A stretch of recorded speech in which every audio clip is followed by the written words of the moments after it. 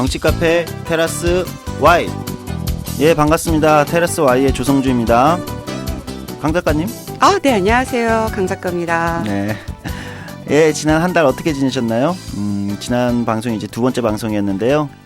손아람 작가 방송이었습니다. 잘 들으셨는지 모르겠습니다. 지난 방송에 대한 뭐 주변에 평가가 좀 있었나요, 강 작가님? 네. 첫 회에 비해서 두 번째 방송이 훨씬 더 좋아졌다, 다행이군요. 매끄러워졌다라는 평가가 있어서 기분이 좋아졌어요. 예, 그리고 주변에 방송 끝나고 나서 손아람 작가의 작품이나 손아람 작가에 대한 질문들이 굉장히 많더라고요. 맞아요. 예, 아마 굉장히 인상적으로 들으신 분들이 많았던 것 같습니다. 예. 그리고 또 하나 오늘 중요한 오프닝에서 좀 말씀드려야 될 게 있습니다. 진행을 맡고 있는 조성주의 새 책이 나왔습니다. 자, 예. 본격적인 책 광고 시간입니다. 자, 제목이 뭐죠? 예, 청춘일기입니다. 제목은. 바쁜 와중에도 그 책을 쓰셨어요. 예, 제가 사실은 이거는 2011년부터 14년도까지 문학 잡지에 연재를 했었던 건데요. 그걸 모아가지고 이번에 책으로 내게 되었습니다. 장르를 저는 이제 르뽀라고 했는데 이번에 노벨 문학상 받으신 분이 이제 비슷한 저하고 컨셉의 책으로 맞아요. 체르노빌의 목소리인가요? 네. 그게 이제 르뽀 소설이라고 장르를 하더라고요. 그래서 저도 제가 이번에 낸 책도 장르는 르뽀 소설입니다. 노벨 문학상에 견줄 만한 훌륭한 작품을 생산하셨군요. 예, 책 한 권 여기까지 하고요. 네. 2세대 조성주의 청춘 르뽀 굉장히 좋은 것 같아요. 꼭 다들 읽어보셨으면 좋겠네요. 예, 일단 오늘 오프닝에서 드릴 말씀 여기까지 하고요. 이제 해시태그로 이번에 넘어가 봐야겠죠? 네. 조성주의 해시태그. 예, 조성주의 해시태그 시간입니다. 이번에 해시태그 좀 다뤄보려고 하는 건요. 이 방송이 나갈 때쯤이면 조금 시간이 지나 있긴 하지만 19대 국회의 마지막 국정감사가 끝났어요. 사실은 이번이 이제 19대 국회가 진행하는 마지막 국정감사인데도 아쉽게도 주로 이제 1번 당과 2번 당의 공천권 다툼이 주요한 이슈가 되면서 정작 국정감사에 대한 거는 좀 많이 언론에서 다뤄지지 않았어요. 그래서 저희도 한번 그래도 짚어봐야 되지 않나 싶어가지고 좀 뽑았습니다. 일단 청취자분들 중에서 국정감사가 뭔지 잘 모르시는 분도 계실 수 있을 것 같아서 국정감사란 어떤 거죠, 강 작가님? 굉장히 말 그대로 해석하시면 될 것 같아요. 국회가 행정부를 비롯한 여타의 국가기관을 감시하고 비판하고 그것은 교정과 수정을 요구하는 권한을 가지고 있는 거죠. 헌법의 제61조랑 관련 법률에 따라서 시행하는 국회의 가장 막강한 권한이라고 할 수 있을 것 같아요. 강 작가님도 국정감사 여러 번 뛰어보셨죠? 네. 국감 때면은 가장 아마 국회 보좌진이나 연구원들이 가장 바쁠 텐데요. 맞아요. 저도 국정감사 기간에는 거의 한 1, 2주씩 집에 못 들어가고 의원실에 라꾸라꾸 침대에 펴놓고 자면서 씻지도 못하고 이랬던 기억이 있는 것 같습니다. 사실은 2015년 이번 국정감사에서는 원래는 굉장히 굵직한 이슈들이 좀 예상됐었어요. 맞아요. 메르스도 있었고 그다음에 노동개혁 문제도 있었고 그다음에 뭐 9.2 서민주거 대책이나 어제 아마 지금 방송을 하고 있는 시간에서는 이제 어젠데 국사교과서 국정화 문제도 원래는 국정감사에서 좀 큰 이슈로 다뤄질 거라고 예상을 했었습니다. 네. 그리고 뭐 다뤄지기도 했고 잘 다뤄진 것도 있고 좀 아쉽게 다뤄진 것도 있는데요. 일단 이번 국정감사 성과가 좀 있었다고 보시나요, 강 작가님? 없진 않았던 것 같아요. 그래도 성실한 의원님들이 또 민생 밀착형 의제나 이런 여러저런 사업들을 좀 지적을 해주셨는데 눈에 띄는 게 몇 가지 있었어요. 말씀해 주시죠. 국세청 국세 카드 납부 수수료를 폐지를 요구를 해서 청장의 약속을 받아낸 의원님도 계셨고요. 소액 연체자의 신용회복 기간을 축소하겠다라는 어떤 대책 관련한 약속을 받아낸 의원님도 계셨어요. 조사장은 어떤 게 눈에 띄었나요? 저는 좀 뭐 디테일한 것보다는 굵직한 거를 눈에 먼저 보는 입장인데 저는 그 롯데 신동빈 회장이 증인으로 출석했던 거를 좀 인상 깊게 봤어요. 맞아요. 왜냐하면 이제 기존에 재벌 총수들을 증인으로 이제 채택이 된다 하더라도 대부분 출석하지 않고 뭐 해외에 나간다든지 아프다든지 이런 핑계로 안 나왔었는데 그래도 롯데 신동빈 회장이 이례적으로 대기업 총수의 신분으로서 증인으로 출석을 해서 어쨌든 답변을 하고 이런 모습들이 아무리 재벌 총수라 하더라도 막강한 경제 권력을 가진 재벌 총수라 하더라도 민의의 전당인 국회에서 이 문제를 다룰 때 성실하게 출석하는 거 이런 것들은 좀 좋은 선례로 남겨야 되지 않나 이런 생각을 좀 해봤습니다. 맞아요. 근데 모 의원님이 한일전 축구할 때 어디를 응원하냐 이런 질문만 하지 않았어도 그러니까. 좋았을 뻔했는데. 참 그건 참 보기에도 저도 민망한 좀 질문이긴 했습니다. 뭐 이런 이제 성과도 있는 반면 뭐 국정감사하면 늘 지적되는 좀 불량한 맞아요. 태도나 불량한 기관 여러 가지 문제점도 지적이 되는데요. 어떤 게 좀 있었을까요? 먼저 이제 사실은 의원님들 자체가 업무 이해도가 좀 낮거나 이런 경우가 굉장히 많았어요. 아니면 지역구를 좀 과하게 챙기신다거나 아니면 자기 질의 시간만 딱 질의하고 참석하지 않거나 아니면 이제 피감기관장의 답변을 잘라 먹거나 잘 듣지도 않거나 해외 순방 가시거나 이런 의원님들도 적지 않았던 것 같아요. 아니 국정감사 기간에 해외 순방을 가는 게 좀 심한 거 아닌가요? 마일리지 중요합니다. 그렇구나. 그리고 사실 이제 증인 같은 경우도 사실은 하루만 버티자 이런 분들도 꽤 계셨던 것 같아요. 뭐 국세청이랑 사실 원자력 안전위원회 같은 경우에는 여야를 가려서 자료를 제출하거나 아예 자료를 제출하지 않는 경우가 있어서 좀 볼썽사납다고 해야 될까요? 그런 경우도 있었어요. 여당에 되면 좀 자세한 자료를 주고 뭐. 네. 그래서 이제 그것 때문에 정회소동까지 벌어진 네. 상임위가 있었어요. 눈에 띄는 증인이 조사장은 있었나요? 당연히 또 있었죠. 저는 뭐 주로 증인들의 관심이 많습니다. 저는 김문기 전 상지대 총장이 이번에 증인 채택이 됐었어요. 그 채택이 되는 걸 보고 롯데의 신동빈 회장도 나오는데 김문기 전 총장도 나올 것인가. 증인 채택이 되는데 이제 나오기로 했죠. 그래서 저는 좀 주목해서 봤는데 출석 당일날 아침에 현기증과 호흡곤란으로 쓰러져 입원했다며 출석을 하지 않았습니다. 예상했던 바예요. 굉장히 좀 아쉬운데. 근데 이분 동네 병원에서 엘리베이터 그냥 두 발로 서서 타는 게 그날 찍히지 않았나요? 네, 동영상으로 공개돼서 더 비웃음을 샀죠. 그러니까 저는 이런 거는 정말 좀 눈살을 찌푸리게 하는 그렇죠. 모습이었다고 생각합니다.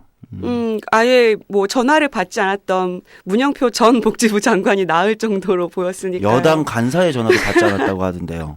그러니까요. 전 장관이라서 이제는 뭐 무서우실 게 없나 봅니다. 메르스 사태에 굉장한 중요한 증인임에도 불구하고 굉장히 배짱이 좋으신 분 같아요. 그렇게 보면은 이제 메르스 같이 국민 건강과 직결된 중요한 문제를 국감에서 다뤄야 되는데 오히려 책임자였던 복지부 장관 전 장관이지만 출석을 해태하면서 전화도 받지 않고 이러면서 오히려 그 문제가 다뤄지지 않는 이런 거는 좀 많이 아쉬운 것 같습니다. 올해 단연 국감의 핫 이슈? 핫스타는 고영주 방송문화진흥위원회 이사장이 아닐까요? 그렇죠. 이걸 스타라고 해야 되는지 어떨지는 좀 고민이긴 하지요. 저는 괜히 좀 아쉬웠어요. 그러니까 이제 이분의 발언이 굉장히 문제가 있는 건 맞는데 그렇죠. 사실은 이제 잘못된 인사 또는 방문진에 대한 제대로 된 정책적 검증 이런 게 돼야 될 시기에 그렇죠.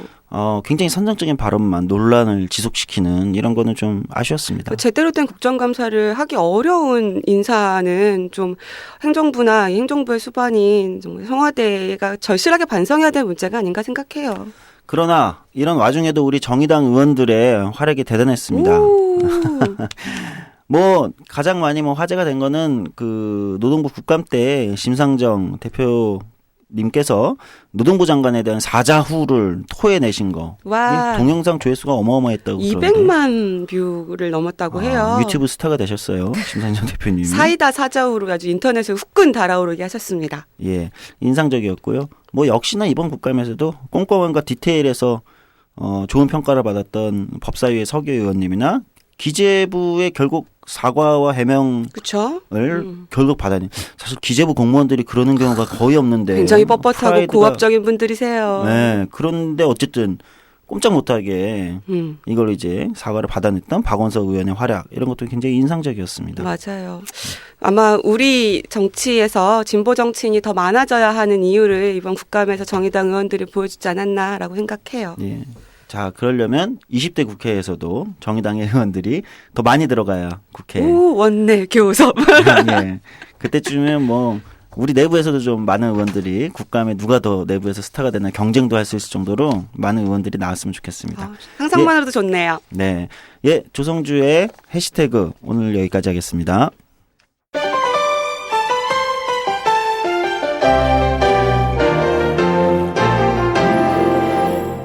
예, 이제 본격적으로 테라스 Y 오늘 3회차인데요. 오늘의 게스트를 모셔볼 때가 됐습니다. 오늘 게스트 누군지 여전히 궁금해하실 분들이 많은데 1차, 2차, 1회, 2회에서 모두 소설가를 모셨기 때문에 혹시 오늘도 소설가냐? 라고 생각하신다면 땡 틀렸습니다. 오늘 모실 게스트는 네, 아주 특이한 분입니다. 현직 철도 기관사 분을 모셨어요. 오. 이분은 철도에 관련된 책도 내셨고요. 그다음에 현직 철도 기관사로서 아마 오늘은 철도를 안 모신 거죠. 여기 방송에 나오시기 위해서. 예. 네, 그렇죠. 박흥수 기관사님 모셨습니다. 반갑습니다. 안녕하세요. 박흥수입니다. 네. 진짜 지금 철도를 몰고 계신 분이에요. 청취자분들. 꼭 기억해 주시고요. 박흥수 기관사님은 제가 이제 평소에 몇 안면이 있는 분인데 제가 너무 좋아하고 재밌게 얘기를 많이 듣는 분입니다. 일단 공식적인 소개를 강 작가님 한번 해 주시죠. 소개시켜드리기 전에 조사장한테 질문 하나 할게요. 네. 당신은 땡땡의 덕후다. 이렇게 말할 수 있는 게 있나요? 나는? 아, 그럼요. 뭐예요? 저는 오타쿠계의 신화적 존재입니다. 네. 덕후도 여러 종류가 있잖아요. 저는 이제 주로 만화와 애니메이션 오. 덕후라 할 수 있습니다. 네. 언젠가 한번 미드, 애니 이런 얘기를 한번 해야 되는데, 그죠? 아, 그럼요. 대환영입니다.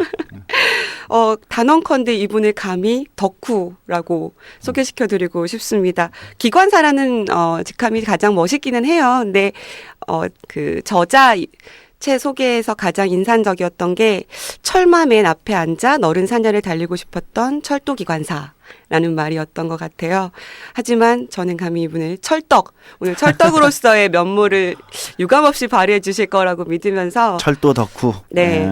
근데 저자 소개가 좀 이렇게 인상적이었어요. 기관사 일은 박봉과 살인적 노동 강도로 유명했는데도 출근길 발걸음은 언제나 가벼웠다. 정말 철도를 사랑하는 애정이 넘치는 멘트 같아요. 그리고 그 이후에 민영화 과정에서 비효율의 주범이 된 철도 노동자에 대해 고민하고 공부를 시작했고 지금은 관련한 연구를 하시면서 민영화의 문제점을 알리는 데 힘쓰고 있다는 박흥수 기관사님 모셨습니다. 제가 부족한 게 있다면 본인이 직접 더 소개를 해주셔도 될 것 같은데요. 소개 충분하고요. 되게 이렇게 많이 띄워주셔서 고맙습니다. 사실 그 덕후의 세계를 잘 모르시는 청취자분들 계실 텐데 저 진행자인 조성주도 뭐 애니메이션과 만화의 덕후이기 때문에 그런 이제 덕후의 세계에서 최고위급 덕후, 가장 열렬하면서도 이제 수준이 높은 덕후로 보통 밀덕. 그쵸. 우리 이제 정의당의 김종대 선생님을 이제 추앙하는 바로 밀덕들, 밀리터리 덕후들의 세계가 이제 거의 1번을 다투고 있는데요. 그 밀덕과 1번을 같이 다투는, 한국에서는 굉장히 희귀한 덕후지만 오타쿠로서의 뭐랄까 집중력과 이런 거는 밀덕에 뒤지지 않는 늘 최고 수위를 달리는 철도 덕후들이 있어요. 맞아요. 한국에서는 많지는 않잖아요, 그렇죠? 예, 한국 많지는 않지만 그래도 이렇게 내공이 깊은 분들이 있습니다. 그렇죠. 아. 저기 이제 물 건너서 이제 일본으로 가면 철도 덕후들이 어마어마해요. 네. 예, 어마어마하거든요. 일본 아키하바라 같은 데 가면 철도 그 모형들 뭐 덕후들이 맞아요. 구름같이 모여가지고 또 막 하고 있고 그래요. 한국에서 아주 희귀하고 유명한 이제 최고의 덕후라고 말씀드리십니다. 철도 덕후이시기도 합니다. 박흥수 선생님, 저는 뭐 오늘 모시게 된 것만으로도 덕후 세계에서는 영광이라고 말씀드릴 수 있을 것 같습니다. 덕후계 지존께 오늘 한 수 배우고 가겠습니다. 일단 이제 본격적으로 박흥수 선생님 이야기를 들어보도록 하겠습니다. 일단 제일 궁금한 거, 예. 지금 현직 철도 기관사시란 말이에요. 예, 그러니까 이번 주에는 철도를 좀 모셨나요? 예, 계속 운행하고 있습니다. 예. 오늘만 이제 오늘도 운행하고 왔고요. 하고 오신 예, 거예요, 예, 오전에? 예. 아이고, 오늘 어디까지 운행하고 오셨어요? 예, 제가 요즘 주로 다니는 선로는 호남선, 장항선, 경부선을 이렇게 교차로 다니고 있습니다. 그러시구나. 예. 철도 기관사는 어떻게 되신 거예요? 예, 저는 이제 그 어렸을 때부터 우리 그 부친께서 상당 기간 그 국가 발전을 위해서 집에서 쉬셔가지고 예. 실업에 대한 공포가 어렸을 때부터 있었습니다. 그래서 좀 이제 나이가 이 취업할 나이가 됐을 때 어떻게든 먹고는 살아야겠다라는 생각 속에서 그 작은 건설 회사를 들어갔었는데 좀 그 적성이 안 맞았고요. 그래서 고민하다가 그 우연히 이 철도청 공무원 시험 그때 포스터를 당시에 철도청이었죠. 예, 철도청 공무원 시험 그를 서점 벽보로 보고 오. 예, 저거다 하고 그 회사를 그만두고 예, 독서실에 들어가서 열심히 공부를 했습니다. 그래서 저는 덕통사고의 출발이었군요. 예, 그래서 저는 뭐 그러니까 제 그 연배 때에 좀 여러 가지 특수한 상황들이 있어서 많은 분들이 뭐 그 노동운동을 하러 뭐 현장에 간다 이런 말씀도 하시고 그랬던 시절이 있었는데 저는 그런 게 아니고요. 그 먹고 살려고 철도에 들어갔는데 그래서 지금까지 잘 먹고 잘 살고 있습니다. 그러니까 덕후들이 꿈꾸는 삶이에요. 덕업일치. 예. 아, 그렇죠. 덕업일치의 위대한 경지를 이루신 분이세요. 그러니까 저는 진짜 어렸을 때부터 기차 타는 걸 좋아했고 살았던 동네가 기차역 근처였거든요. 그래서 맨날 거기 이 쇠못도 철길에 갈아서 표창 만들어서 무장공기 잡으러 다니고 그랬었거든요. 근데 어렸을 때요. 근데 공짜로 기차를 타면서 돈도 받고 하니까 훨씬 일과양득 인생을 하고 있습니다. 덕업일치. 그렇죠. 사실은 우리가 이제 기차를 많이 타잖아요. 저는 그 여러 가지 강연이나 이제 지방 다니는 일을 많이 해서 KTX를 정말 많이 타거든요. 하여튼 저도 이제 기차 타는 걸 좋아해서 버스보다는 KTX를 많이 타는데 기관사 앞에서 이 철도를 모는 기차를 모는 기관사가 바라보는 풍경이나 이런 건 어떨까? 기관사들은 어떤 재미가 또 있을까? 이런 게 많이 사람들이 궁금해할 것 같아요. 앞에서 모시면 어떤가요? 기분이? 이제 캔디란 옛날에 순정 만화에 보면 이제 남자 주인공 중에 한 명이 이제 자기 여친 패티한테 그러니까 2차 대전에 참전한 비행사인데 이제 노을 지는 걸 보면서 이걸 너에게 보여줄 수 있다면 정말 소원이 없겠다 이런 이제 대사가 나오는데 역시 여자들의 로망이야 그만하는. 근데 이제 제가 운전하면서 보는 풍경들은 정말 그러니까 누구라도 보여주고 싶은 풍경들이 많이 있죠. 그러니까 이 옆에서 보는 그 창문 그러니까 승객석에서 바라보는 풍경과 전방에서 이 자연이가 맞서서 달리는 다가오는 풍경은 정말 미치도록 황홀합니다. 그렇군요. 네. 저기 혹시 차창으로 보는 풍경이라 하더라도 이제 한국의 다양한 어떤 철도를 이미 다 섭렵을 해 보신 분이기 때문에 여쭤보면 가장 좀 달리면서 좀 풍경이 좀 아름답다 이렇게 생각하시는 좀 라인이 있으신지? 그렇게 특별히 아름다운 라인도 있고요. 뭐 장항선 같은 경우는 이제 신선건설이 됐지만 신선과 구선이 같이 다니거든요. 그러니까 아직 개량되지 않은 이 시골 그러니까 산 등성이를 이렇게 돌아서 달리고 지금 황금벌판이에요. 추수철이 돼가지고 그리고 이제 단풍 들고 이럴 때 이렇게 달리면 장항선 굉장히 아름답고요. 이게 지금 많은 분들이 장항선 좀 놀러 갔으면 좋겠습니다. 제가 철도공사 영화 슈처를 늘리기 위한 거라기보다 그 풍경의 아름다움을 담을 수 있는 시기가 정말 좋거든요. 근데 그런 게 있고 또 경부선 같은 경우는 이제 제가 옛날에 부산에서 열차 새마을을 몰고 올라올 때 새벽 첫 차를 몰고 올라왔었거든요. 근데 삼양진쯤 오면 이제 낙동강에서 이렇게 물 안개가 피어오르거든요. 그거는 진짜 죽여주는 풍경이고요. 또 여러 그러니까 호남 평야를 달리면서 보는 그 풍경도 멋지고요. 하여튼 철도가 주는 어떤 그냥 그 자체로 힐링해주는 게 철도 노선인 것 같아요. 근데 또 하나는 이제 그렇게 이제 아름다운 노선들이 있지만 같은 길이라도 이게 새벽 시간이나 밤 시간 또는 뭐 비가 오거나 눈이 오거나 이 변화하는 이 속에서 분명히 같은 노선이지만 전혀 다른 어떤 색깔로 다가오는 걸 이렇게 볼 때는 깜짝 놀라죠. 여기가 그 길이었나. 너무 아름답게 변하는. 지금 이렇게 말씀하시는데 표정이 되게 행복하세요. 그래서 지금 상상하는 것만으로도 저도 왠지 힐링이 되는 느낌이 있어요. 눈 덮인 어떤 철길을 달린다. 이건 느낌이 참 너무 낭만적이야. 그 중에서도 최고의 그러니까 막 가슴이 울렁일 때는 폭설이 내릴 때예요. 그러니까 폭설이 내리면 사실 배도 끊기고 비행기도 뭐 못 뜨고 도로 사정도 안 좋은데 철도는 다니거든요. 근데 그 폭설이 내릴 때 이 고속 질주를 하다 보면 진짜 은하계를 여행하는 히치하이커가 되는 그런 기분이니까 눈들이 이 행성처럼 다가오거든요. 아, 그러면 이제 그냥 어떤 그 마약에 그렇다고 사고 난 그거 아닙니다. 그 마약에 취한 정말 아름다운 풍경에 몽롱해지는 그런 장관을 볼 수 있죠. 아, 네. 진짜 설국열차 같은 예, 거네요. 예. 은하계를 떠보고 달리는 있어서. 느낌이라는 건 너무 아름다운 표현인 것 같습니다. 그러게요. 여러 가지 에피소드들이 있었고 아마 제가 뭐 사석에서 건네들은 것만으로도 진짜 신기한 경험들을 많이 하신 분이에요. 그리고 맞죠? 그 세계 각 철도를 막 돌아다니면서 되게 많이 타보셨잖아요, 그렇죠?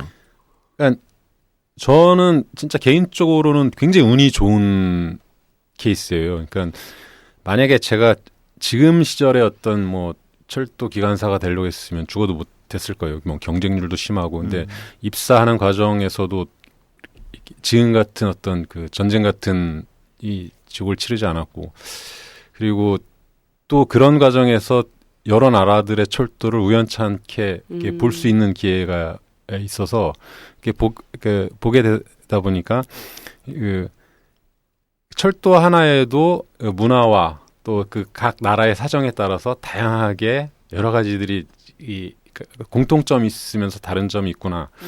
이런 걸 이제 볼 때마다 참 신기한 이 어떤 장치다 이런 생각이 들죠. 철도라는 게.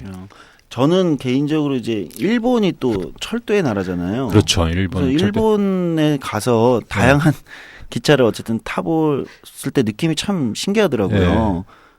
뭐랄까요? 기차마다 좀 특색이 되게 있고 그래서 일본 철도도 많이 타보셨을 것 같은데. 그러니까 저는 이제 일본에 이제 자주 그 철도 관련 조사를 하러 가기도 하는데 이제 개인 시간이 나면 일부러 그 철도 패스를 끊어서 이제 타러 다니거든요. 근데 어떤 마을에 가면 나무로 만든 객차 하나가 그 단풍 속으로 지나가기도 하고요. 그리고 이제 도쿄 인근에도 그런 아름다운 철도 노선이 있는데 굉장히 유명한 관광지 니꼬 가는 재래선 열차 같은 게 있는데 그거는 이제 한 2칸 정도의 열차가 운행되는데 아주 작은 시골 간이역들을 쓰거든요. 근데 그 나무 숲이 우거진 걸 뚫고 가는데 마치 토토로 마을을 지나는 열차를 탄 것 같은 느낌이 들어요, 진짜로. 그래서 그런 데 이렇게 있다 보면 내가 지금 그 현실에 살고 있나 이런 생각이 들고 그리고 일본 철도는 철도 차량 종류도 다양하고 속도도 다 다양하고 아기자기한 게 있는데 그 중에서도 이제 요즘 같은 이 흡연자들이 멸종하는 시기에 일본 철도는 흡연칸이 있어요. 오, 그래요? 예. 그래서 근데 이제 흡연칸도 두 종류가 있는데, 그러니까 객차 중간에 이렇게 그 일반적으로 한국 같은데 카페 옛날에 해놨던 그런 흡연실 같은 걸 해놓은 게 있고, 아예 한 칸 자체를 그러니까 의자에 앉아서 자기 좌석에 앉아서 담배를 필 수 있는 공간이 있거든요.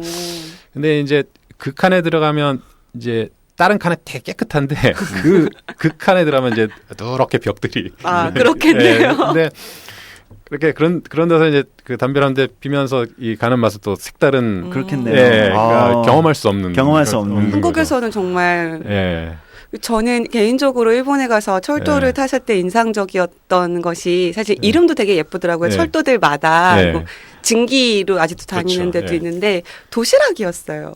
철도 도시락. 그러니까 유명하죠, 에키벤. 에키벤. 근데 다 노선마다 다 다르고 다 겪어보셨으면 도시락도 많이 드셔보지 않았나요? 예, 그 열차 타면서 그 에키벤 사 먹는 게 또 하나의 낙이고요. 그래서 제가 이제 만약에 저랑 같이 가는 이제 팀이 있으면 일부러 가서 오늘 저녁은 식당에서 안 먹는다. 뭐 열차를 타기 전에 그 에키벤에서 이제 종류별로 사가지고 좌석에 앉아서 먹는데 그 맛 굉장히 좋죠. 그래서 한국에도 그런 좀 도시락 문화가 굉장히 자연스럽게 좀 정착이 됐으면 근데 이제 그런 거죠. 여행자들한테 최고의 호사는 그 여행하면서 먹고 마시는 거거든요. 그렇죠.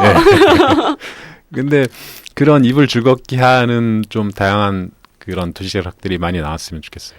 그러니까 그 일본은 제가 그 듣기로는 그 해당 지역에 가는 노선마다 그 지역의 특색에 맞는 뭐 도시락이 나온다든지 뭐 모양도 좀 특이하게 하고 근데 우리는 호남선 도시락과 경부선 도시락이 다르지 않을 것 같은데요.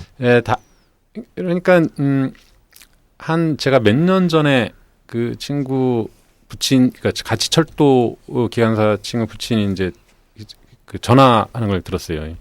야, 그 너네 회사 그 기차 안에서 파는 도시락 그게 도대체 사람 먹으라고 한 거냐? 안타깝죠. 왜냐하면 이제 그런 도시락을 외주업체에 뭐 납품받고 이러는데, 저는 이제 그런 거죠. 만약에 철도공사가 정말 공기업의 자기 마인드를 극대화하려면 뭐 지역에 있는 협동조합이라든지 이렇게 해서 지역 경제도 살리는 그래서 정확한 품질 인증을 거쳐서 지역에서 철도 도시락을 공급하는 어떤 이런 시스템을 만들면 굳이 무슨 자회사를 두거나 뭐 이렇게 해서 이 뭐 고위직 관료 이렇게 앉히지 않고라도 지역과 이 협력을 맺어서 이런 납품을 하면 그러니까 장항선 같은 거 타면 제철 쭈꾸미가 도시락으로 올라오고 좋다. 네? 전라선 타면 벌겋고막이 담겨진 도시락 먹고 그리고 맥주 한잔 마시면서 달리면 얼마나 좋겠어요. 이제 듣기만 해도 근데 정말 KTX 도시락은 불만 많아요. 비싸고. 그러니까요. 그래서 이제 KTX도 이제 도시락 업체에서 이제 많이 뭐 개선을 한다고 하지만 제가 볼 때는 아직까지 좀 멀은 것 같고요. 그리고 이제 그런 거죠. 그 일반 분들은 그 철도공사식 도시락 그게 그 모양이냐. 근데 사실 철도공사하고는 또 다른 범조로는 다른 거죠. 네. 근데 그거는 그렇게 따지면 안 되고 그건 철도공사의 도시락인 거예요, 사실은. 그러니까 그 정말 좋은 서비스를 하려면 그런 뭐 자회사한테 맡겨도 모든 책임을 맡기는 게 아니라 그런 납품 과정까지도 아우를 수 있는 그래서 열차를 타는 승객들한테 정말 좋은 서비스는 편안한 그러니까 언제든지 좌석이 존재해야 되고 그리고 그 안에서 이 소용되는 여러 가지 음식이라든지 편의성 이런 것들이 보장되는 게 진짜 좋은 서비스거든요. 그 배꼽 인사하는 게 좋은 서비스가 아니에요. 참 인상 깊은 그러게요. 이야기네요. 근데 정말 꼬막 막 이렇게 쭈꾸미 이렇게 얘기해 주시니까 상상만으로도 너무 그러니까 좋네요. 제철마다 또 이렇게 도시락이 그러니까요. 바뀌어서 철철이 또 하면 바뀔 거 아니에요. 가격이 조금 더 나가도 사람들이 훨씬 뭐랄까 지금 가격도 충분히 비싸서요.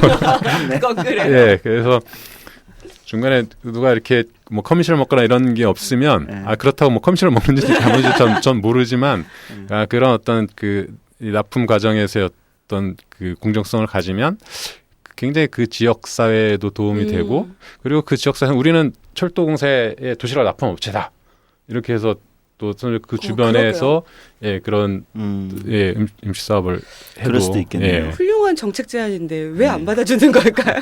이 방송을 혹시나 들으신다면 그 여러 가지 경험들이 많으신 걸로 아는데 그 제가 듣기로는 그 철도를 타고 북한 쪽으로도 가보시지 않으셨나요?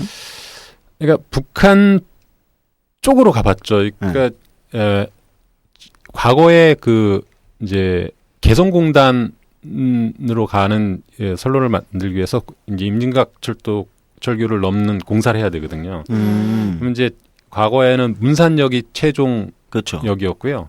그리고 문산역에서 좀 지나가면 그게 있었어요. 철만은 달리고 싶다. 네네. 예. 지금 도라산역에 있는 데인가요, 그게? 예, 근데 이제 그 문산역이 종점이었는데 그게 이제 선로가 연장돼서 임진각역이 생겼고, 그리고 임진각 철교를 넘으면 도라산역이 있고, 도라산역을 넘으면 이제 개성공단으로 향하는 선로가 있는데 이제 그 남북 철도 연결 사업을 하면서 이 선로를 놔야 되는데 제가 이제 아직도 진짜 기억에 생생하게 남는데 이제 어느 날 그쪽으로 가는 공사 자재를 실은 열차를 제가 배당받은 거예요.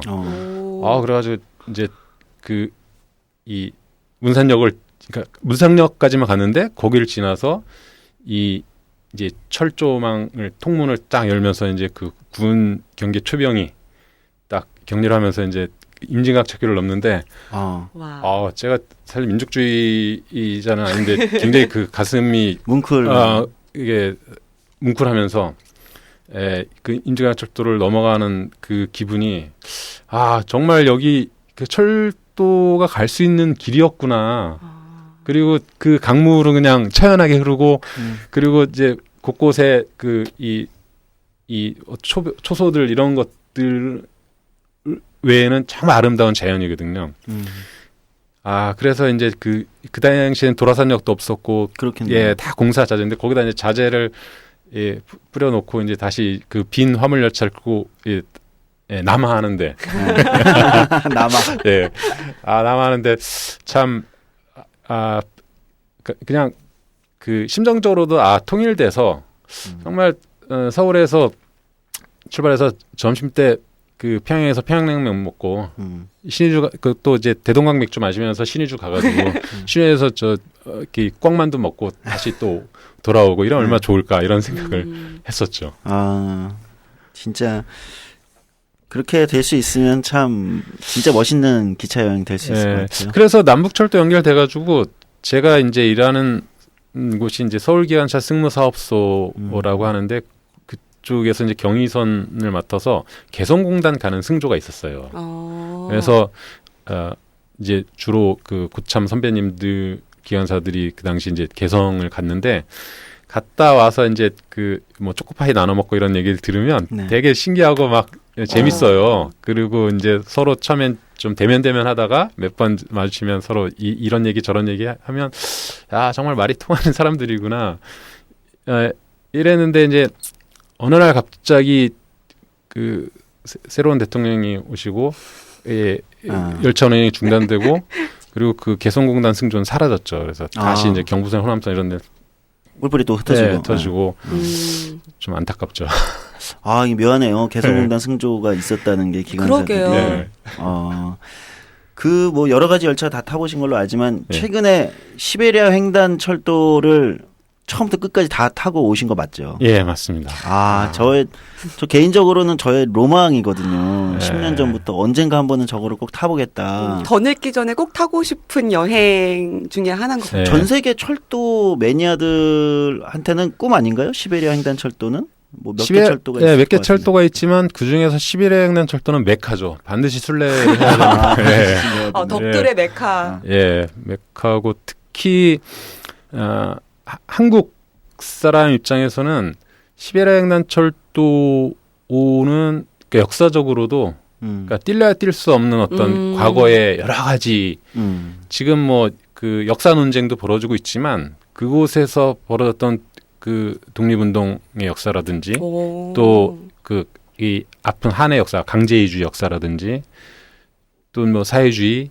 또 뭐 이런 여러 가지들이 그 막 그러니까 이 대형 그 압축 프로그램으로 압축해 놓은 것처럼 그래서 이걸 압축을 풀어버리면 굉장히 많은 이야기와 이런 내용들이 뿜어져 나오는 공간이거든요.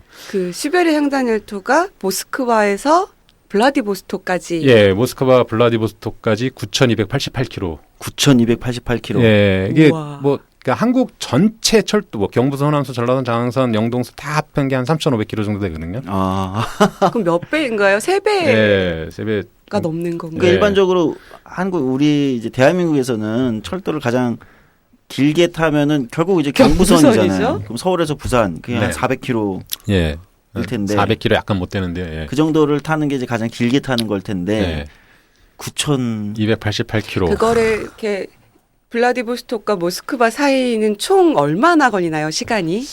그러니까 논스톱으로 달리면 6박 7일 걸리고요. 딱 일주일 걸리는군요. 일주일 걸리고 그리고 저는 이제 모스크바에서 또 이제 베를린까지 갔거든요. 우와. 다시 거기서 유럽까지. 그러니까 뭐냐면 열차를 타고 유럽을 갈 수 있다라는 걸 이제 실제로 그 뭐 경험한다거나 증명해 보이기 위해서라도 그래서 서울역에서도 갈 수 있는 거다 사실은. 그렇죠. 연결이 되고 하면은. 그러니까 한 70년 전에 서울역은 그 이제 국내선 전용이 아니라 국제역이었거든요. 인터내셔널 스테이션. 그래요? 그 얘기 되니까 묘한데요?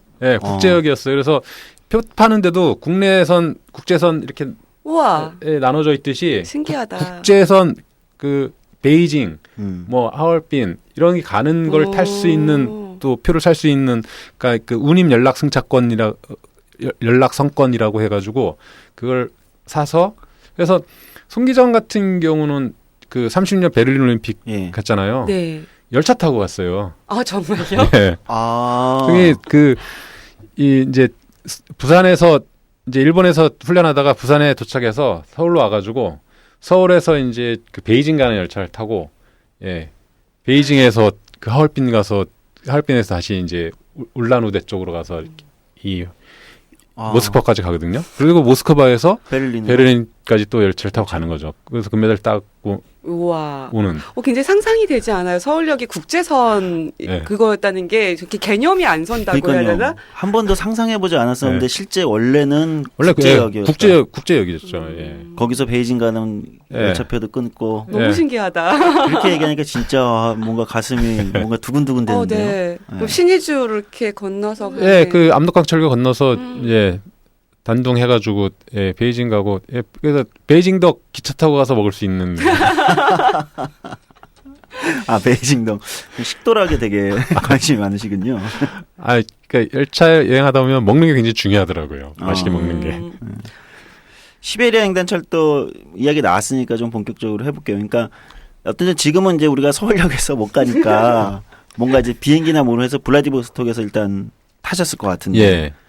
그래서 6박 7일 만에 논스톱으로 가신 거 아니고 중간에 이제 여행을 계속 정차하면서 쭉 가시는 거예요. 예, 그래서 몇 가지 사전 이제 사실 그 아까 로망이라고 우리 네. 조정 선생님께서 이제 말씀하셨지만 저도 저 같은 경우는 더 로망이었거든요. 덕후들의 메카라니까요. 예. 그래서 그 순례를 위해서 한 3년 정도 시베리아와 관련한 각종 자료나 서적들을 계속 모아서 공부하고 도시별로 여기 가면 이렇게 돌아야겠다 막 머릿속으로 상상을 해왔던 걸 이제 이번에 실현한 건데요. 그래서 그 블라디보스톡 공항에 내려서 이제 실제로 그 여행을 딱 하게 되는 순간 이제 이게 그러니까 꿈이냐 생시냐 블라디보스톡역 승강장에서 횡단 열차의 그 서쪽으로 가는 열차가 딱 서 있는 걸 보고 그 이 심쿵 정도가 심장이 펄떡거려가지고 애니메이션 덕후가 오다이바에서 건담 모델을 보면 흥분하듯. 제가 실제로 그랬습니다. 어쨌든 그러면 이제 블라디보스톡에서 타고 제가 뭐 사전 정보를 보니까 이제 1등석, 2등석, 3등석 뭐 이렇게 쭉 있다고 몇 등석을 타신 거예요? 그러니까 기본적으로 애초에 예약을 할 때부터 3등석을 타야 이 실제적으로 이 열차 안에서의 모든 문화를 접할 수 있다 이런 생각을 가졌기 때문에 3등석을 주로 끊었고요. 그리고 또 한 2등석도 경험을 해봐야 된다. 그래서 짧은 구간 한번 탔는데 사실은 그 짧은 구간 한번 타고 나서 나머지 3등석 표를 바꾸려고 제발 이거 좀 돈이 얼마나 들어도 상관없으니까 바꿔달라고 했는데 그 번역 앱 들이대고 막 그 창구에서 했지만 서로 이 전혀 다른 말을 그러니까 뭐라고 막 하는데 서로 못 알아들어서 결국은 포기하고 계속 3등석을 탔습니다. 3등석이 그 이유는 불편하기 때문인가요? 그러니까 불편한 면도 있지만은 이제 2등석을 한번 맛을 보니까 쫄깃쫄깃하든가요? 야 이건 그 3등석은 충분히 탔으니까 이제 2등석 위주로 가자 이런 생각이 들었는데 그래서 예약한 걸 다 이렇게 환불하려고 했지만 안 됐군요. 언어 장벽에 근데 언어 장벽이 막혀서 다시 3등석을 타고 왔는데 또 이제 다시 타니까는 이게 또 적응이 돼가지고 불과 며칠 전에 가거지만 과거만큼 힘들지 않았고 또 그 열차 안에서 만난 사람들과의 어떤 우정을 나누면서 다양한 사람들을 만났거든요.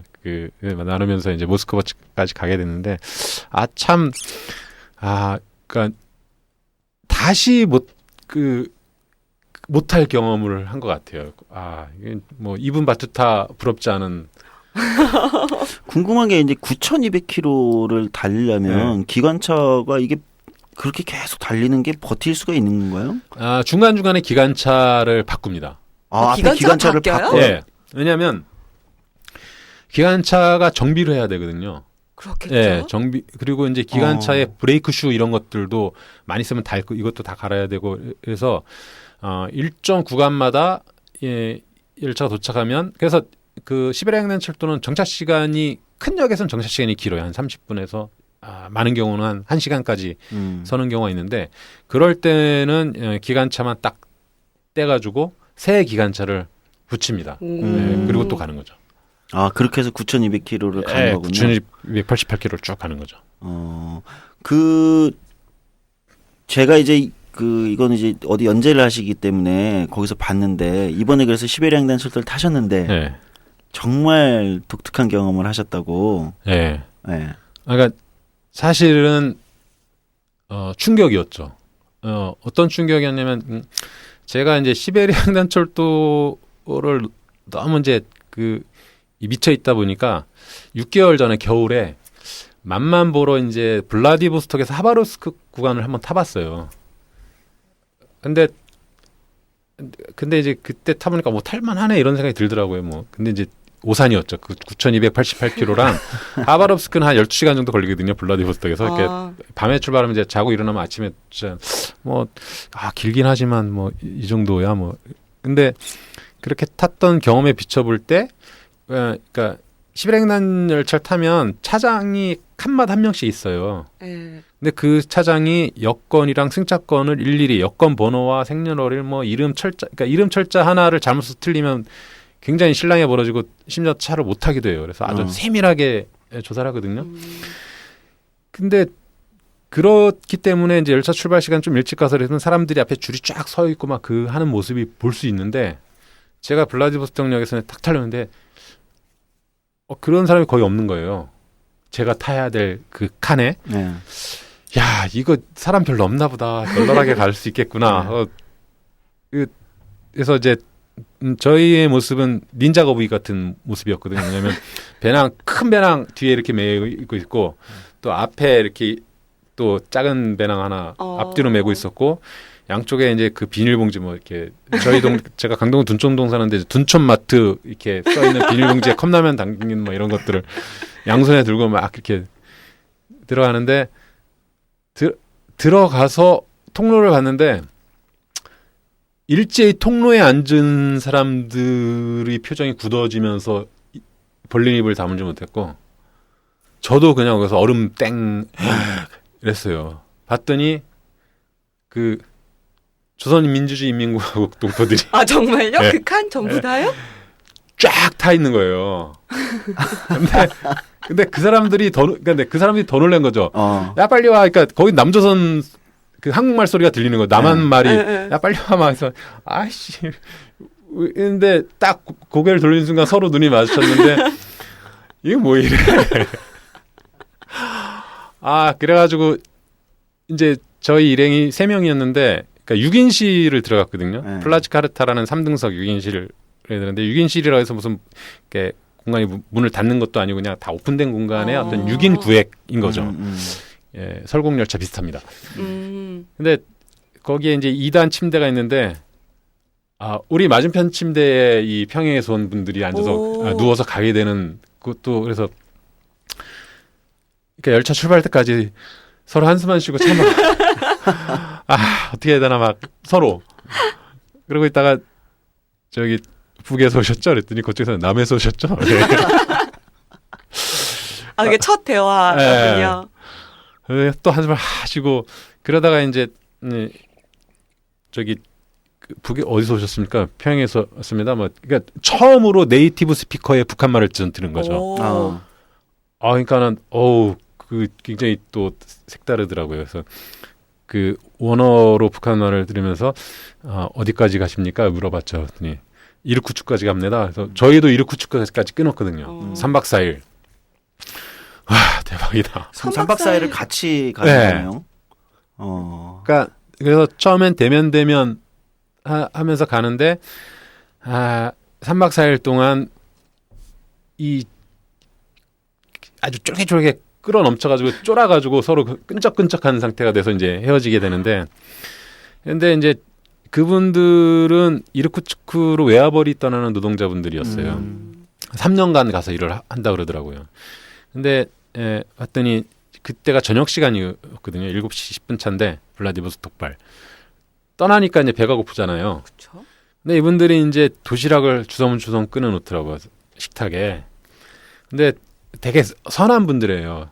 그러니까 우리가 이렇게 뻘쭘하게 앉아 있으니까 뭐 같이 드실랍니까? 딱 이렇게 그래서 근데 그게 이제 진짜 같이 먹자는 게 아니라 인사. 예의상 또 근데 그쵸. 예. 네, 뭐. 조선인이라는 예.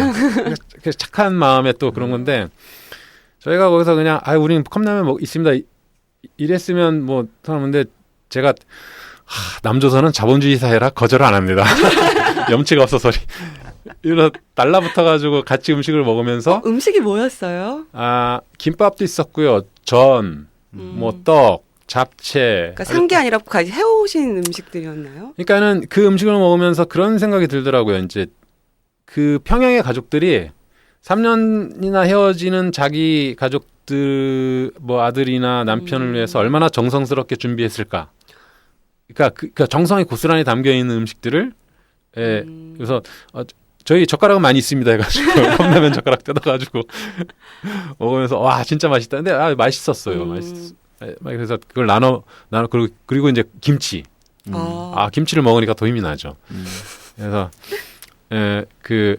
이제 북태평양을 바라보고 쭉 달리게 되는데 블라디보스토크 출발하면 이 은빛 물결이 넘실대면서 이제 북한 동포들이 평에 쌓은 도시락을 뺏어 먹으면서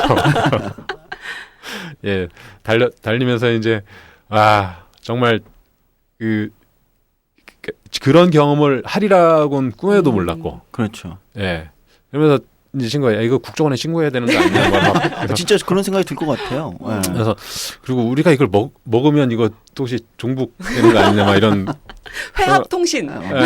심지어 같이 밥도 먹었어. 맛있다 그럼 고무찬양 아니에요? 그렇지. 그런가요?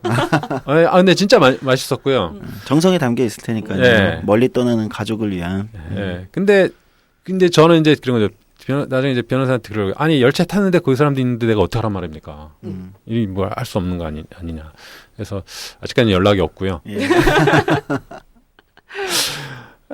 그러니까 그렇게 열차를 타고 이제 시간 지나다 보니까 일단 되게 좋았던 게 말이 통하니까 여행에 심심하진 않는 느낌이네요. 그리고 봤더니 그 칸에 이제 24명의 북한 노동자들이 타고 있었는데 다른 칸에도 그만큼씩 꽉 거의 집단적으로 온 외화벌이를 하는 대규모로 가는 거군요. 그런데 그 중에 24명 분이 우리 칸에 탔는데 이제 시간이 지나면서 궁금한 거죠. 그쪽 사람들도. 그렇겠죠. 그래서 역할에서 여기 남자 사람 있다는 거. 가지고 그래서 나눌 수 있는 거 다 나누게 되잖아요. 그래서 막 이제 저희가 비상식으로 가져간 이제 그 초코바 같은 거 뜨면서 야 이게 열나 맛있네 막 이러면서 그냥 나눠 먹고. 그러니까 어떤 분위기였냐면 이제 마치 남자 고등학교에 찾아간 여고생들처럼 환대를 받았던 그런 경험이 있습니다. 진짜 3박 4일에 그럼 이르크까지 그렇게 같이 타고 가고 여러 얘기도 나누셨을 것 같아요. 그러니까 이제 장이 쓰기도 했어요. 장이 쓴다고요? 장. 그 열차 안에서. 그런 게 있어요? 뭘 파나요? 아니요. 그러니까 저희가 물물교환 장터를 만들었는데 이제 밤에 이제 열차가 섰어요. 근데 시베리아 열차는 흡연이 가능하지 않거든요. 이렇게 법적으로는. 그래서 그리고 이제 초기에 군기를 좀 잡더라고요 차장이. 이러면 돌아다니면서 절대 담배 피면 여기 고지돼 있는 벌금을 부과하겠다. 그래서 열차가 정차만 하면 사람들이 우르르 올려나가서 담배를 피는 거군요. 담배를 피는데 제가 이제 면세점에서 산 담배를 이렇게 딱 뜯어가지고 옆에 있는 동포한테 이거 남자선 담배인데 한번 펴봐라요. 그래서 줬어요. 그랬더니 이렇게 피보더니 이 순한 걸 어떻게 피냐고. 너무 순하다. 이 순한 걸 어떻게 피냐고 그러더라고요.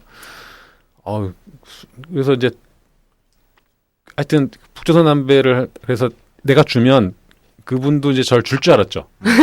근데 제 담배 피고 이제 사라지시더라고요.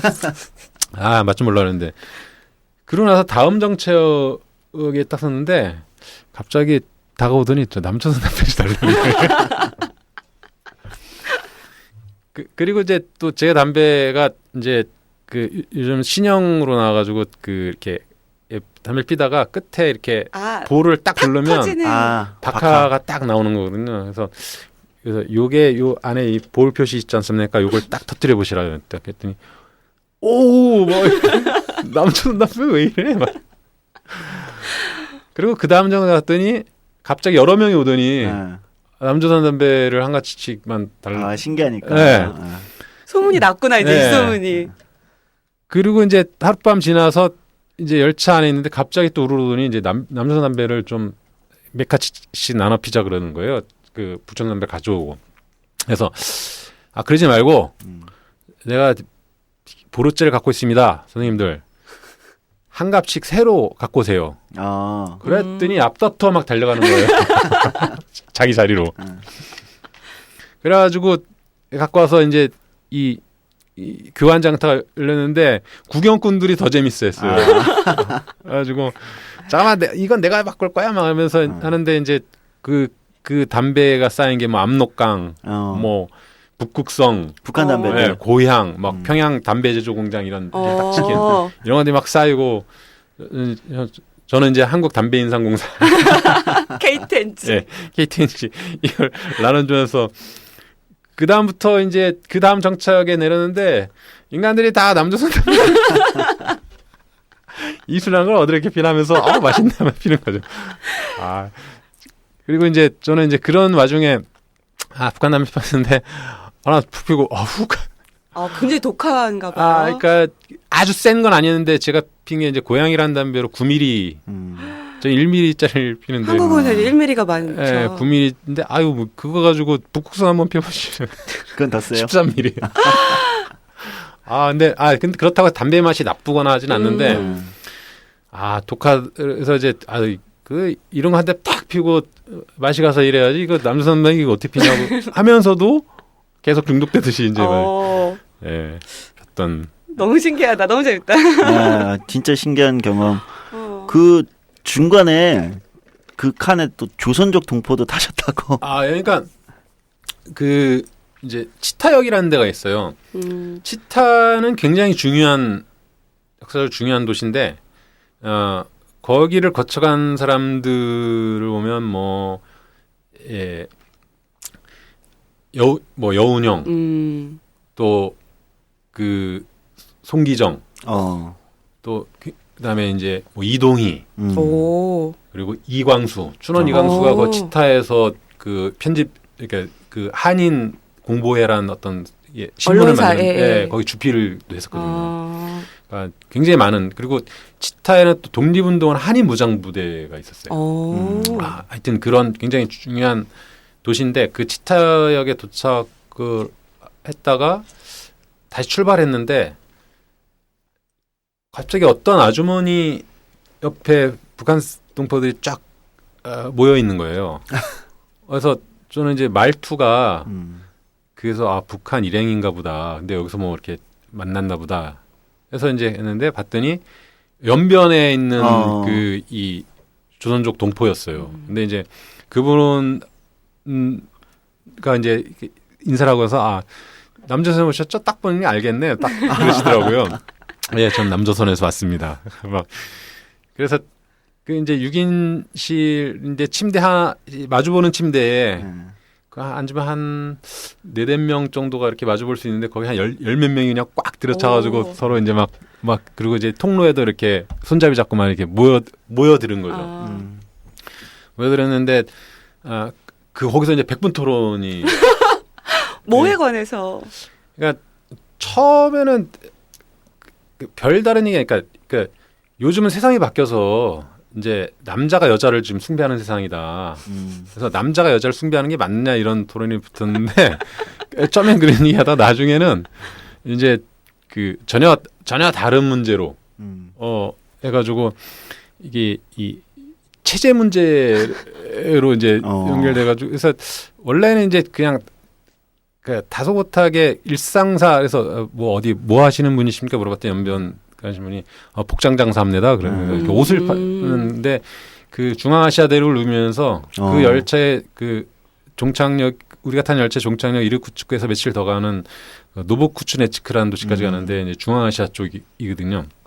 그쪽까지 종횡무진 누비면 실크로드를 누비는 여전사예요. 그리고 이제 한 61년생이라 그러시더라고요. 근데 그러니까 어떤 넉넉함이 있고 무슨 그 애니메이션에 나오는 왕언니 같은 왠지 산전수전 공중전 다 겪은 그러면서도 인정이 넘치고 이렇게 애정이 있는 근데 그런 분 이제 얘기하다가 토론 배틀을 벌였는데 거기서 자연스럽게 이제 제가 사회를 보는 입장이에요. 왜냐면 서로 억양이 높아지고 싸우다 보니까 제가 이제 주지시켰죠.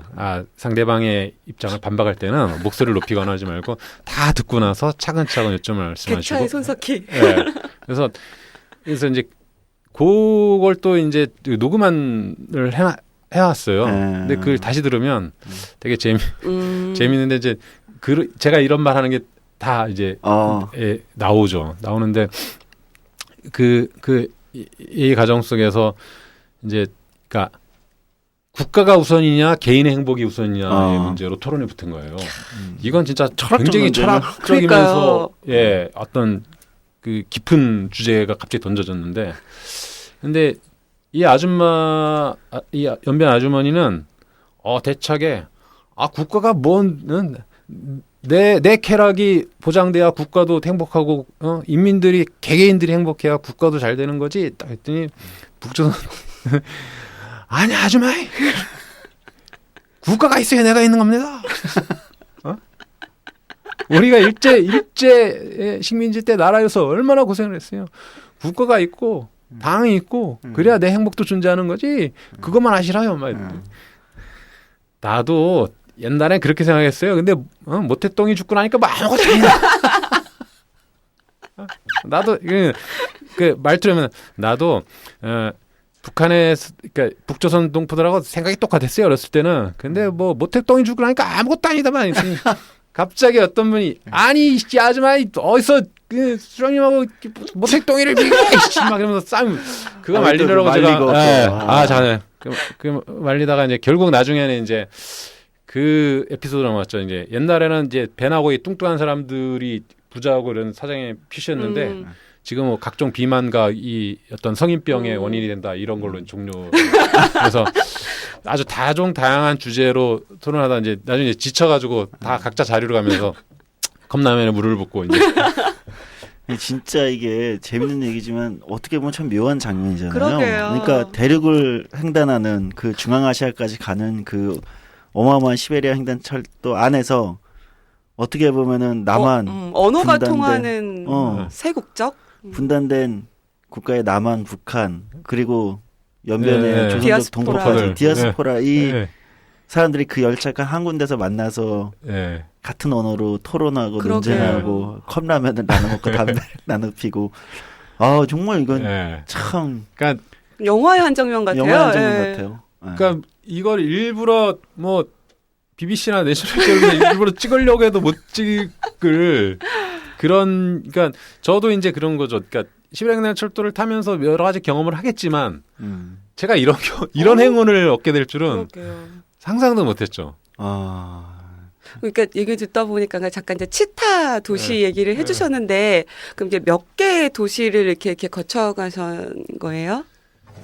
처음에 도착해서 그 블라디보스토크 시내를 돌아다녔고요. 독립운동 유적지를 중심으로 해서 그 거리를 활보하는 미인들의 한눈을 판지 않으려고 굉장히 러시아 미인들이요? 소문에 듣기로는 횡단보도 서 있으면 앞에 보고지에서 나온 분들이 막 걸어오신다는 얘기가 있던데. 그러니까 갑자기 조사장 눈빛이 빛나졌어요.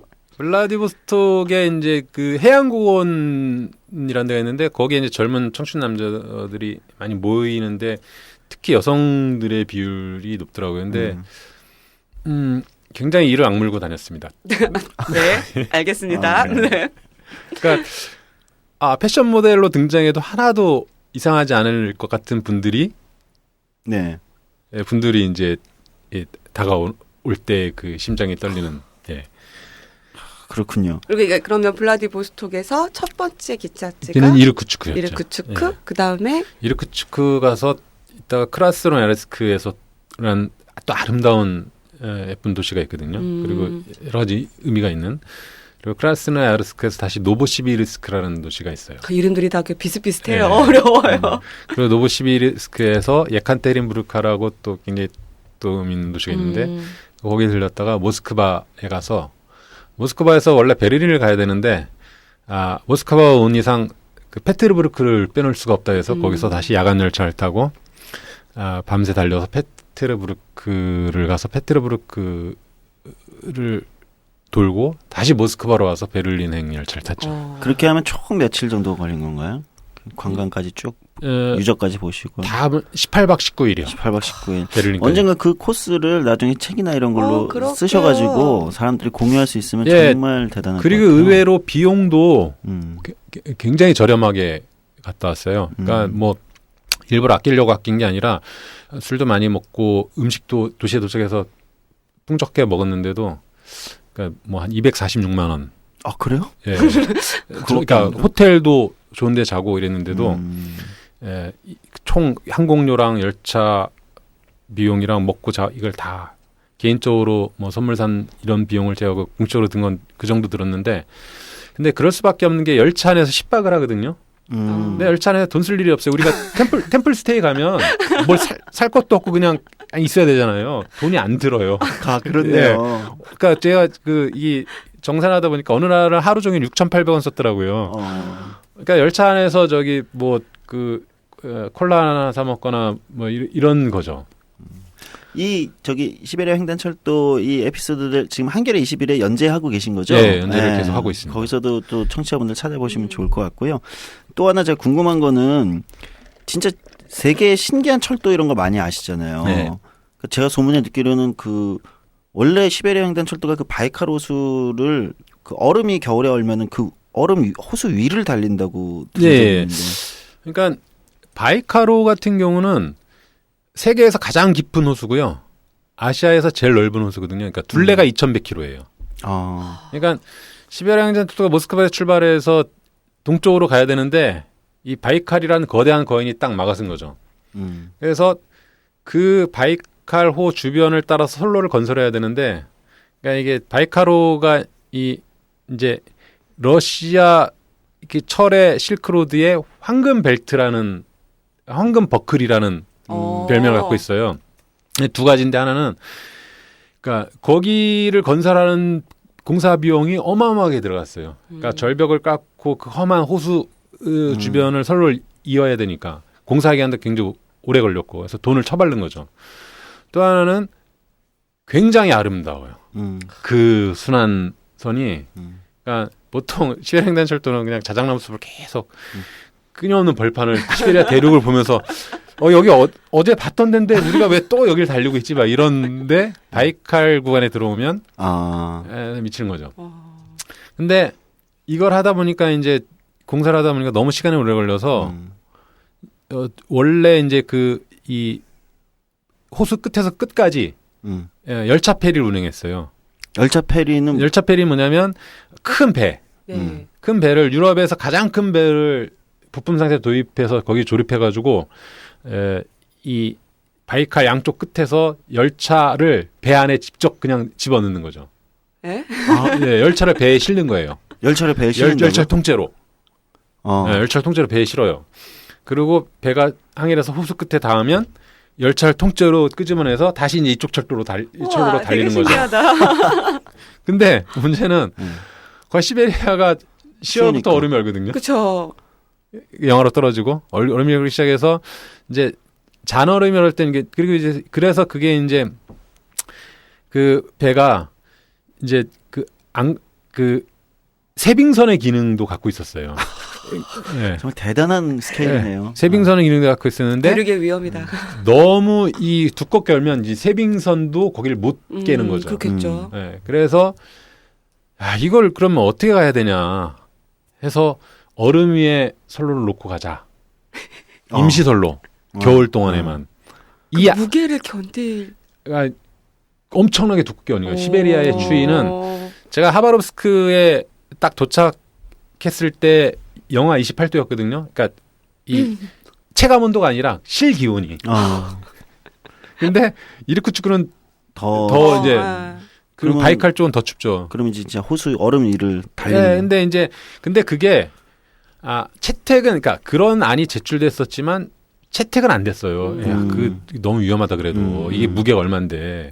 근데 그게 현실화된 게 있죠. 그러니까 러일 전쟁이 터져가지고, 그러니까 러일 전쟁이 터져서 이제 제물포랑 이제 리순에서 네. 이 러시아 해군이 선빵을 맞거든요. 강펀치를 맞고 거의 그렇게 상태가 되니까 이 원수를 갚아야 돼 육군이. 네. 근데 육군이 가려면 시베리아를 그쵸. 와야 와야죠. 되잖아요. 근데 그거를 선로가 중단돼 있으니까 이 보급이 원활치 않은 거죠. 그래서 일단 빨리 가려고. 가려 해서 거기다 얼음 위에 선로를 놓고 그때 열차를 이제 보내는 거죠. 러일 전쟁 때문에. 네. 야, 그러니까 운이 안 되면 되게 해라. 근데 거기서 이제 이게 스폰데 우리 연재할 내용인데 근데 그런 와중에 또 얼음이 갈라져가지고 아이고. 예. 사고가 사고도. 났나요? 참 어마어마한 스케일이네요. 시베리아 저 횡단 배에다가 철도가. 기차를 실른다는 건 상상도 못해요. 열차페리란 그 열차페리라는 게 지금 다른 나라에도 좀 예, 있는 데가 그러니까 있어요? 저 북유럽 같은 데에 가면 있어요. 예, 지금도. 열차에서 갑자기 이렇게 그 동영상 같은 열차에 누워 있는데 갑자기 창밖에 풍경이 아니라 무슨 배 갑판이 보이고 정말요? 예. 그러다 이제 창고 쪽으로 쭉 들어가는 거죠. 그런 게 있군요. 예. 굉장히 신기하네요. 예, 이게 시간이 가는 줄 모르고 너무 지금 시간을 오버하고 있어가지고 지금 밖에 이제 PD님 이렇게 눈치가 보이기 시작하고 있습니다. 그래서 정리를 해야 되는데 너무 흥미진진한 할 얘기들이 많은데 아쉽게 정리를 계속 해야 되는데 그래도 몇 가지는 얘기하도록 하겠습니다. 이 외에도 시베리아 횡단철도 얘기는 뭐 연재도 하고 계시니까 뭐 꼭 또 다른 해외에 좀 특이한 철도 추천할 만한 미국의 그 횡단철도도 유명. 예, 미국 횡단철도도 유명하죠. 그리고 이제 횡단철도의 원조는 미국 횡단철도고요. 그리고 미국 횡단철도가 그러니까 미국이란 나라를 만들었습니다. 그러니까 로비스트란 말을 많이 쓰잖아요. 네네. 근데 그 로비스트란 말의 어원이 어떻게 됐냐면 그 워싱턴 주의 그러니까 워싱턴의 유력 정치인들을 만나서 철도 부설에 대한 그 여러 가지 인센티브를 따려고 그 앞에 있는 호텔 로비에서 굉장히 많은 사람들이 북적여가지고 그래서 로비스트가 된 거고요. 그 로비가 그 로비예요. 예. 그렇군요. 그래서 로비스트라 그런 거고. 그리고 이제 자본주의사의 가장 일반적인 기업 형태 주식회사. 네. 그러니까 이 과거에 어떤 한 사람이 투자해서 뭐 기업을 그러니까 철도를 올 수 있는 돈이나 이런 것들이 안 됐거든요. 워낙 거대하니까. 워낙 거대해서. 그래서 투자자를 모으고 그 투자자들한테 그러니까 무한 책임을 주는 게 아니라 자기가 투자한 분만큼의 책임을 주고 배당을 주는 형태의 회사가 일반적인 회사 형태로 바뀌게 되는데 그런 것들을 일반화시킨 게 미국 대륙 횡단철도. 예. 그러니까 거의 주식회사라는 형태를. 예, 거의 그러니까 자본주의의 거의 모든 것을 사실은 철도가 만들어낸 게 많죠. 신기한 게 많네요. 또 뭐 미국 횡단철도 말고 또 좀 세계적으로 좀 인상 깊은 철도는 뭐가 있을까요? 뭐 인상 깊은 철도라기보다는 이제 그런 거죠. 예를 들면 괴간. 괴간이 뭐죠? 예, 괴간은 이제 선로 간격이요. 네. 선로 간격을 지금 한국은 표준계거든요. 예. 네. 1,435mm. 네. 약 1.4m 정도. 예, 근데 이 괴간 얘기하면 또 알 얘기가 많아지는데 근데 이 괴간은 뭐냐면 이 괴간이 어디서 왔냐면 마차에서 왔어요. 그러니까 영국에서 이 마차를 이 목재선로 위에 이렇게 탄광 같은 데서 끌었는데 석탄을 싣고 근데 기차를 만들면서 그러니까 철도를 만들면서 똑같이 한 거군요. 예. 그러니까 두 마리 엉덩이 폭이 이 KTX 선로폭이 된 거죠. 지금 그 유래를 따지면. 근데 이 개간도 이거보다 좁은 건 협계라 그러고요. 이 표준기보다 넓은 건 광계라 그러는데 일본은 이제 협계 좁아요. 좁고요. 그리고 한국도 수인선 같은 협계 열차가 있었어요. 있었죠. 그러면 그 열차 타면 무릎이 닿을 정도로 물론 지금 일본에서 협계 열차 탄다고 무릎을 이렇게 객차를 잘 만들어서 걸 하지만 근데 이게 그러니까 모스크바에서 베를린을 갈 때 중간에 벨라루스를 지나면 이제 바로 폴란드가 나오고 거기 국경에서 괴간이 바뀌어요. 러시아는 관계거든요. 폭이 넓은. 아, 그리고 폴란드에서는 표준계가 다녀요. 독일까지. 그러면 바퀴 폭이 다르다는 건 호환이 안 된다는 그쵸, 거거든요. 그쵸. 그러니까 이 마이크로소프트 프로그램을 애플에서 못 쓰듯이 네. 그래서 이걸 일치시켜줘야 되는 그러려면 이제 객차를 들어 올려가지고 이 바퀴가 달린 걸 대차라고 하는데 그걸 바꿔줘야 돼요. 근데 기차를 들어서요? 예, 객차를 들어요. 들어서 밑에 이제 바퀴가 는 판이 있어요. 그걸 쭉 밀어내고 새로운 예, 걸로. 그러니까 앞으로 가야 될 선로에 폭이 맞는 오. 밑에 이제 바퀴들이 쭉 와서 그 객차를 거기 합체. 올려놓고 다시 이제 조이는 거죠. 음. 그리고 가는데 근데 이 괴간의 정치 경제학도 되게 재밌는데 이제 프랑스 같은 경우는 표준계로 만들었는데 네. 예, 철도 부설 시기에 또 스페인은 관계로 만들었어요. 어. 근데 왜 스페인은 관계로 만들었냐면 스페인은 철도 건설할 때 과거 나폴레옹 전쟁 시대의 프랑스의 침략에 대한 그 트라우마가 트라우마. 굉장히 심해가지고 이걸 표준계로 놓으면 열차가 직통으로 올 텐데 그럼 저놈들 군대들 와서 또 여기 난리 피운다 해가지고 다른 걸로 만든 우리는 거구나. 관계로 만들자 해서 관계를 만들어서 그러니까 일단 적의 병참을 끊고자 하는 네. 전략 전술이었군요. 프랑스에서 스페인 넘어오는 철도는 호환이 안 되게 만드는 거죠. 아. 근데 지금은 이제 고속철도 같은 경우는 표준계로 와서 국제열차를 운행하긴 하는데 그런 역사 그래서 한국도 이제 초기에 철도 건설할 때 이걸 어떤 선로로 놓을 거냐의 논쟁도 그러네요. 많이 있었어요. 그렇겠네요. 되게 신기하다. 군사적인 어떤 네. 그런 것도 있으니까.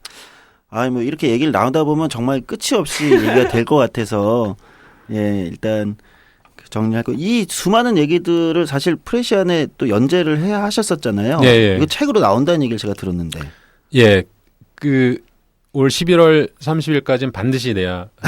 왜냐하면 그 한국출판문화진흥원에서 이게 또 그 지원을 해가지고 그때까지 안 내면 이제 그 돈을 지원금을 토해내야 돼서 무조건 내야 되는데 마감에 시달리고 계신 거군요. 예, 계속 그래서 살이 축축 빠지고 있는데 이제 이 책은 정말 제가 읽고 싶었던 책이었어요. 그러니까 그러니까 세계 철도에 관련한 세계 여러 나라의 역사와 관련된 에피소드들 이런 것들을 모아서 철도를 재미있게 접근할 수 있는 책이 한 권쯤은 나왔으면 좋겠다라고 해서 누군가 써주길 기대했는데 아직까지는 안 나온 것 같아서 그러면 저라도 써보자 해서 이제 프레시안 연재를 했던 거고 그 연재를 마친 지 꽤 됐는데 이제 그걸 책으로 엮어내게 됐는데 제목이 정해졌나요? 제목은 이제 그러니까 연재를 했을 때 달리는 철도에서 본 세계라는 제목을 연재를 했거든요. 일단 그렇게 하고 있는데 제목은 뭐 어떻게 바뀔지는 모르겠는데 철도 그러니까 고대에서부터 현재까지의 철도의 여러 가지 역사를 담은 제가 생각하기에는 되게 재밌는 철덕의 어떤 이 모든 지혜가 응집된 그렇죠. 철덕의 교과서가 될 수도 있겠네요. 거기 뭐 미국 대륙 횡단 철도 얘기도 나오고요. 다 그 철도에 관련한 재밌는 얘기들이 다 포함되어 있는. 연말에는 이제 그 책을 볼 수 있겠네요. 반드시 그러게요. 봐야 되고 책이 나오면 저 꼭 사보겠습니다. 제가 너무 이 재밌는 얘기들이 많아서 청취자분들도 기억해 주셨으면 좋겠어요. 박흥수 저자의 꼭 검색을 한 번씩 해주세요. 예, 오늘 뭐 시간이 너무 금방 가가지고 아쉽긴 한데요. 오늘 너무 재밌는 얘기, 시베리아 횡단철도 얘기를 중심으로 듣긴 했지만 사실은 다른 어마어마한 이야기들이 많은데 다 못 들어가지고 참 아쉽습니다. 제가 아쉽고요. 오늘 방송 뭐 강은주 작가님 어떠셨나요? 저는 정말 딱 이거밖에 생각이 안 났어요. 덕후가 세상을 구원하리라. 그렇네요, 진짜. 네. 최근에 이제 민영화 논란도 있었고, 이게 국민들이 많이 관심을 가졌었고, 파업했었던 것도 기억하시는 청취자분들이 많으실 텐데, 오늘 이제 철도 덕후로서의 모습을 여실히도 저희가 이제 방송을 통해서 봤잖아요. 근데 사실 우리 모두는 무언가의 덕후이기도 하잖아요. 그렇죠. 근데 정말 딱 그런 생각이네요. 당신은 무엇의 덕후입니까? 그리고 덕후가 세상을 구원하리라. 예, 진짜. 선생님 오늘 뭐 어떠셨나요, 박흥수 작가님? 뭐 이렇게 그냥 좀 이런 게 스튜디오 와서 이렇게 녹음하는 게 이렇게 좀 뭐 일상적인 일이 아니라고 좀 떨리긴 했는데 또 철도 얘기만 하다 보면 저도 모르게 그냥 빠져들었어요. 덕후들의 특징이에요. 그렇죠. 아무 생각 없이 그냥 얘기했던 것 같습니다. 이제 뭐 내일이나 모레도 또 철도 몰러 가셔야 되잖아요, 예. 기관차 몰러. 예. 예, 안전운행 기대하고요. 예, 늘 안전운행하겠습니다. 네. 예, 오늘 방송은 현직 철도 기관사이시면서 대한민국 초인류 철도 덕후신 박흥준 선생님 모시고 진행해봤습니다. 오늘 방송 어떠셨는지 청취자분들 재밌게 들으셨나요? 사실 다루지 못한 얘기도 더 많습니다. 우리 KTX나 철도 탈 때 다양한 깨알 팁 이런 것도 한번 들어보려고 했는데 시간이 조금 부족했습니다. 지난주에 저희가 이제 사연들 이메일로 보내달라고 말씀드렸었어요. 그래서 사연이 실제 왔습니다. 한 분께서 이건 이제 사연이라기보다는 응원의 메시지 보내주셨는데요. 강 작가님 잠깐 읽어주시죠. 네, 저희가 이제 공지드린 메일로 오딘님께서 보내주셨어요. 내용은 주로 이제 저희 응원 해주시는 말씀이셨어요. 유치한 종편이나 이런 것들이 아니라 저희 같은 좀 방송이 더 많아지기를 기대하고 라디오, 공중파 이런 데도 좀 진출했으면 좋겠다라는 소망을 좀 담아주셨어요. 감사합니다, 오디님. 감사합니다. 예, 오늘 방송 재밌게 들으셨나요? 세 번째 방송이었습니다. 앞으로 많은 방송이 남아있지만 늘 청취자분들과 함께 호흡하고 또 새로운 이야기, 그동안 발굴되지 않았던 이야기들로 다가가는 좋은 테라스 Y가 되도록 노력하겠습니다. 오늘 방송 고생하셨습니다. 고생하셨습니다. 고생하셨습니다.